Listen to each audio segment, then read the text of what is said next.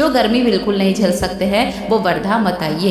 Hello everyone, welcome back to our channel.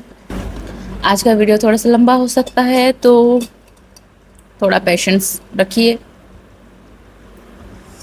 आज जो topic है आपके क्वेरीज का रिप्लाई करने का, तो आप लोगों का बहुत सारे सवाल हैं, तो आज एक एक करके मैं उन सब का जवाब दे देती हूँ, ठीक है। तो जितने भी आप लोग MGHB में एडमिशन लेना चाहते हैं या फिर उसके बारे में जानना चाहते हैं डिटेल्स में, तो मैं आज आप लोगों को वो बताने वाली हूँ। मैंने पहले भी बोला था, अभी भी बोल रही हूँ कि मैं एजुकेशन डिपार्टमेंट से हूँ। मैं एजुकेशन डिपार्टमेंट के बारे में ज़्यादा अच्छे से बता पाऊँगी। तो अगर कोई अलग डिपार्टमेंट के लोग देख रहे हैं तो मुझे कमेंट करिए, मैं कोशिश करूँगी कि उस बारे में किसी और स्टूडेंट से, अदर डिपार्टमेंट के स्टूडेंट से बात करके मैं आप लोगों को वो इन्फॉर्मेशन दे सकूँ, ठीक है। तो चलिए स्टार्ट करते हैं कि आप लोगों का क्या क्या सवाल है। तो पहली बात तो ये है कि लैंग्वेज को लेके सबको बहुत प्रॉब्लम है कि लैंग्वेज कौन सा यूज़ होता है यहाँ पे सेंट्रल यूनिवर्सिटी में MGHB में, ठीक है। तो जैसे कि नाम से ही पता चल रहा है, महात्मा गांधी अंतर्राष्ट्रीय हिंदी विश्वविद्यालय, कि आप इसी से अंदाज़ा लगा सकते हैं कि ये हिंदी यूनिवर्सिटी है और हिंदी में ही पढ़ाते हैं, हिंदी में ही हम लोगों को सब कुछ हिंदी में ही होता है, ठीक है।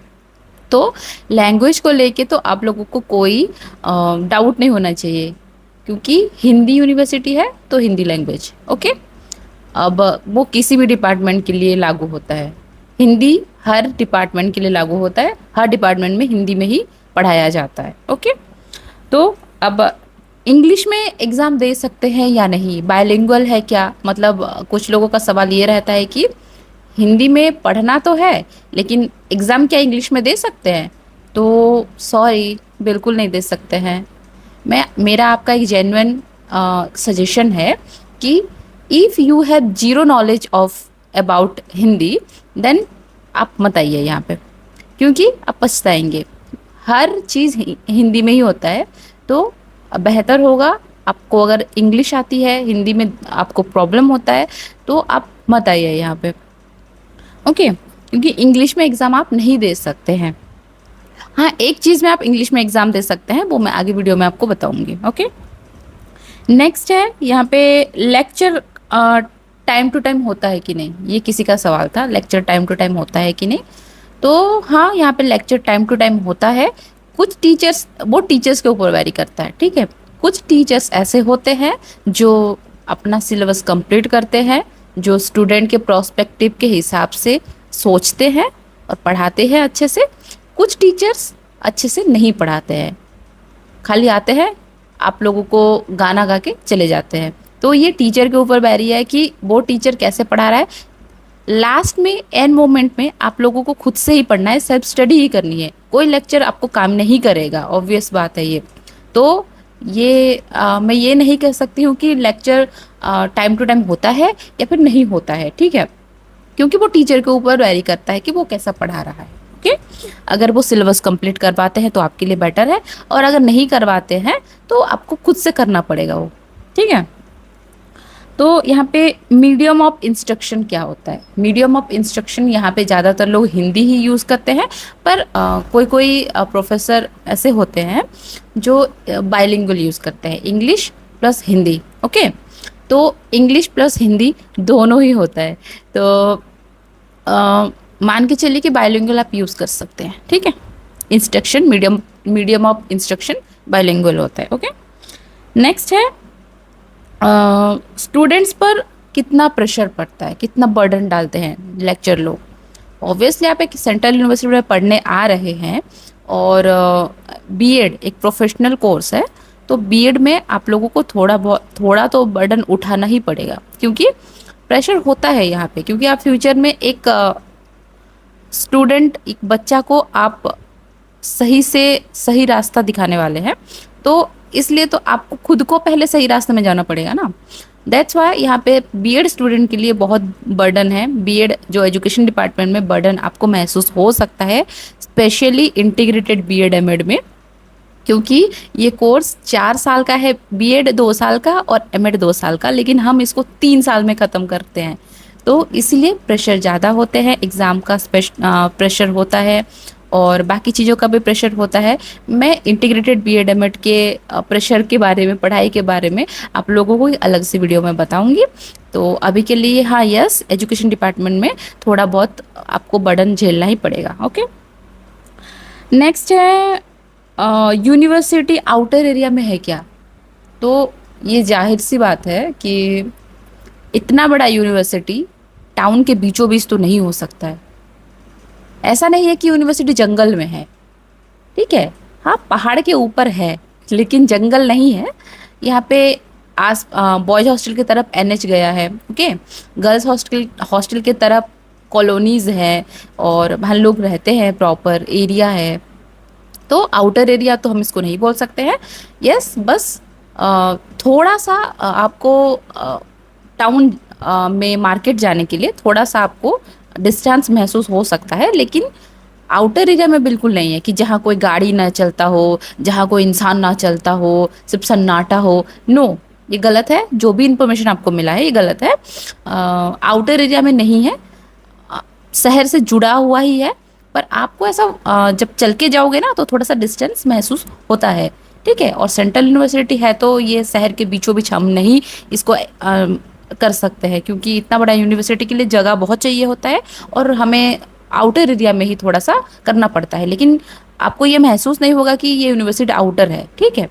जब आप आओगे तो आपको पता चल जाएगा।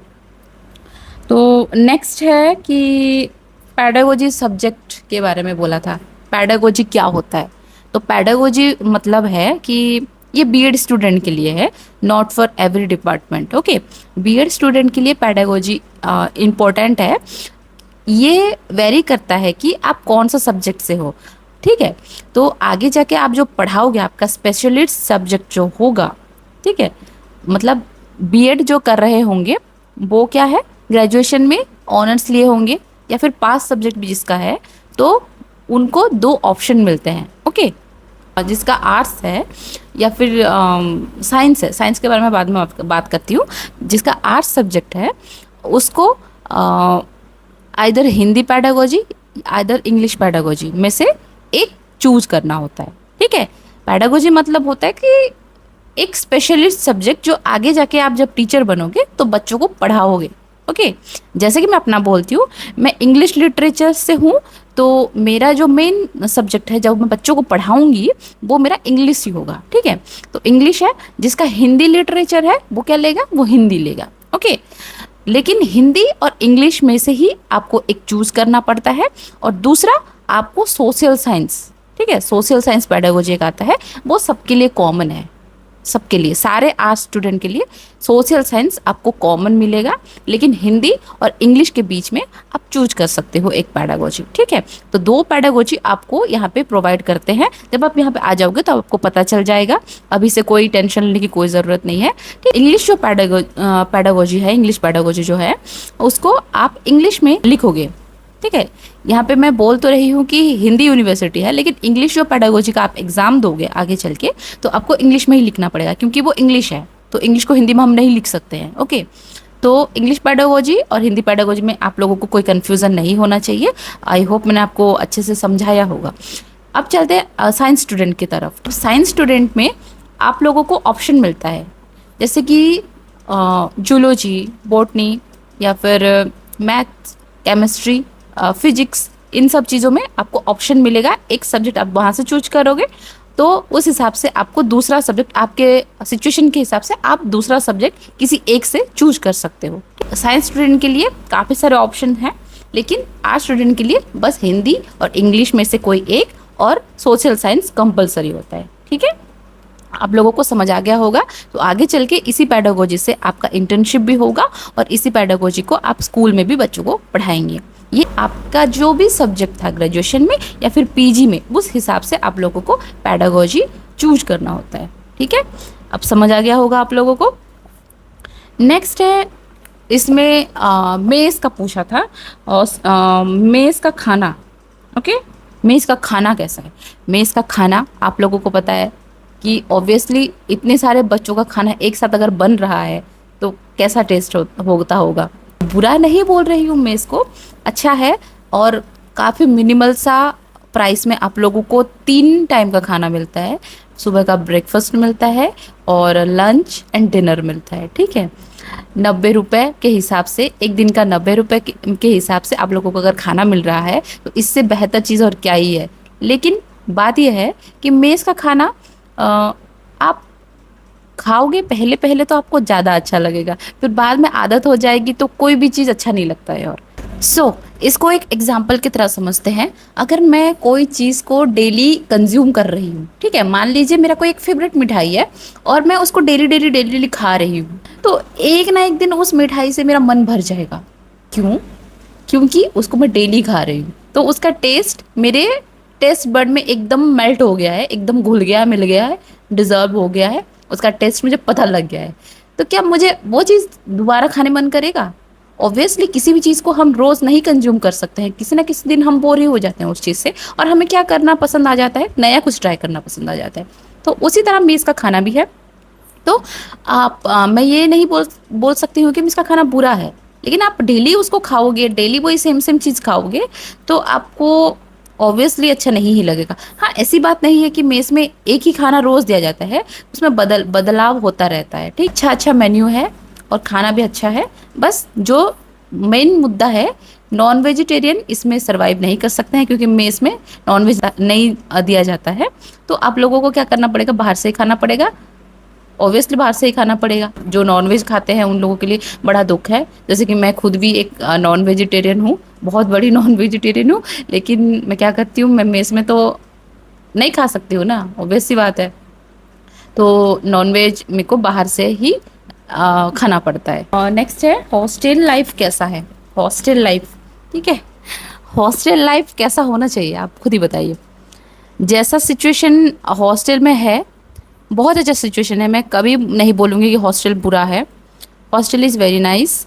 डे टू डे हॉस्टल की साफ़ सफाई होती रहती है, लेकिन कुछ लोग होते हैं, गर्ल्स हॉस्टल की मैं बात कर रही हूँ, कुछ लड़कियां ऐसी भी हैं जो हॉस्टल के वॉशरूम को गंदा करके छोड़ के चले जाते हैं, और ये सारे हॉस्टल में होता होगा, मैं अपने हॉस्टल की बात नहीं कर रही हूँ। और कुछ लोग हैं कि अच्छी तरीके से, शायद उन लोगों के घर में भी वो वैसे ही रहती होंगी, तो वो क्या करती है, हॉस्टल में वॉशरूम गंदा करके चली जाती हैं, जो बेसिन है उसको गंदा करके चली जाती हैं। तो ऑब्वियसली तुम अगर यूज़ कर रहे हो उस चीज़ को, तो तुम उस चीज़ को साफ भी करो, लेकिन तुम्हारे बाद जो इंसान उसको यूज़ करेगा तो वो ऑब्वियसली उसको सरवाइव करना पड़ेगा, इन सब चीज़ों में इसको प्रॉब्लम होगा। तो साफ सफाई डे टू डे होता रहता है हॉस्टल में, लेकिन कुछ लड़कियों की वजह से हॉस्टल कभी कभी गंदा सा भी लगता है, ठीक।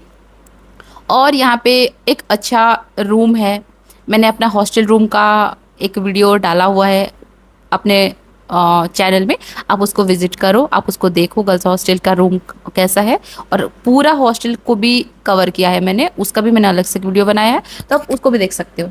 ओके, तो यस, हॉस्टल बहुत अच्छा है यहाँ का। हॉस्टल में रूल रेगुलेशन है, आप दिन भर बाहर रह सकते हो, लाइब्रेरी में पढ़ाई कर सकते हो, ठीक है, पर आपको रात को 10 बजे यहाँ पे हॉस्टल में हाजिरी लगानी पड़ती है, और अगर आप नहीं लगाओगे तो आपको बार बार कॉल आएगा कि आप कहाँ हो, आप कहाँ हो। और अगर आपको कोई काम है 10 बजे के बाद, 10:30 हो गया, 10:15, 10:20, अगर आप कहीं बाहर गए हो, मान लीजिए मेरा बर्थडे है, तो मैं अपने दोस्तों को लेके बाहर कहीं पे रेस्टोरेंट में गई हूँ, तो मेरे को आते आते थोड़ा सा 1-आधा घंटा लेट हो गया, तो मैं क्या करूँगी, एक एप्लीकेशन दे के मैं जा सकती हूँ, या फिर मैं केयर टेकर को मैसेज कर दूँगी या फिर कॉल करके बात कर लूँगी कि थोड़ा सा मुझे लेट हो सकता है करके।